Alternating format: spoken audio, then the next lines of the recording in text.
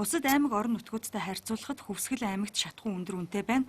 Монгол Улсын засгийн газраас хэрэгжүүлж байгаа шатхууны үнийг оновчтой докторжуулах арга хэмжээ авсны үр дүнд тус аймаг шатхууны үнд хямдарч 1940 байсан А92 1840, дизель түлш 1990-с мөн 1840 төгрөг болж буурлаа.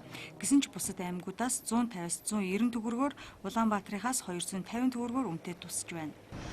За нэгд бол энэ бууруулсантай холбоотой зах зээл бас өрсөлдөх юм нөхцөл байдал хувийн өвчлөлт маань гарч ирж байна. Тэгэхээр одоо энэ шатхуунд түгээж байгаа компаниуд станцууд бол одоо тийм өрсөлдөөний журмаар үнэ бас тодорхой хэмжээнд энэ 100 төгрөгнөөс доош буулгах болов гэж ингэж бодож байна.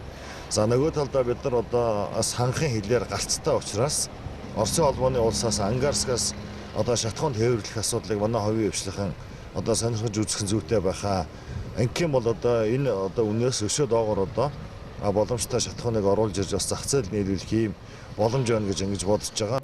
Хэдийгээр өнөөдрийн хувьд Хөвсгөл аймагт дэд бүтцээс хамаарч шатхууны үн харьцангуй үнэтэй байгаач цаашид 170-аас 180 төгрөгөөр дахин хямдрах боломж байгаа юм байна. Ханхын бомб Хөвсгөл аймагтай хамгийн ойрхон бомбын хувьд шатхуун импортлох боломжийг хайж байна. За тэгвэл галын төтвөрийг 4-5 жил тэглэж нийлүүлэлтийг нэмэгдүүлэхээр зорж байна.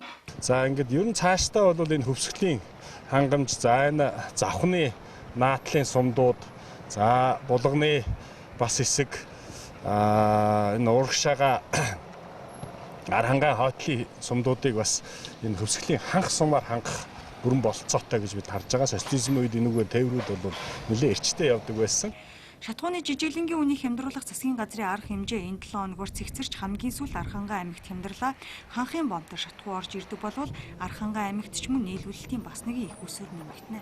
Архангай аймгийн хувьд бас хойд сумуудад нэлээд өвлжилт хүндэрсэн ийм байдалтай байж байна. Нэгдүгээр, хоёрдугаар цагаан сар гэдэг Монголын уламжлал баяр болох гэж байна. Тийм учраас хүлээлт байсан. Тэр хүлээлт өнөөдөр бас илээ олж одоо хамгийн дээд нь 150 төгрөгөөр, доод нь 90 төгрөгөөр уурж байна. Ер нь одоо дизель түлш 150 төгрөгөөр, А80 бензин 100 төгрөгөөр, А92 бензин 90 төгрөгөөр буурсан юм одоо үзүүлэлтүүд гарч байгаа.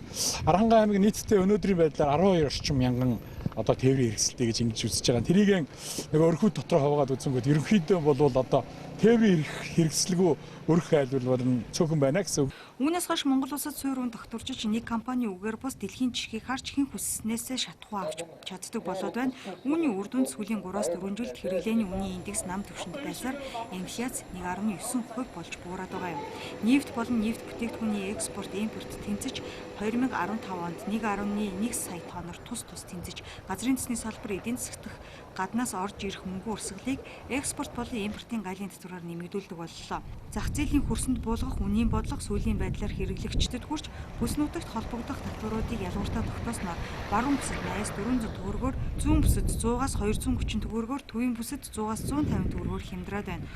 Үүний үр дүнд хувьдаа машинтай эргэн бүр сард 130 мянган төгрөг, улсын хэмжээнд 15 тэрбум төгрөг хэмнэгдэхээр байна.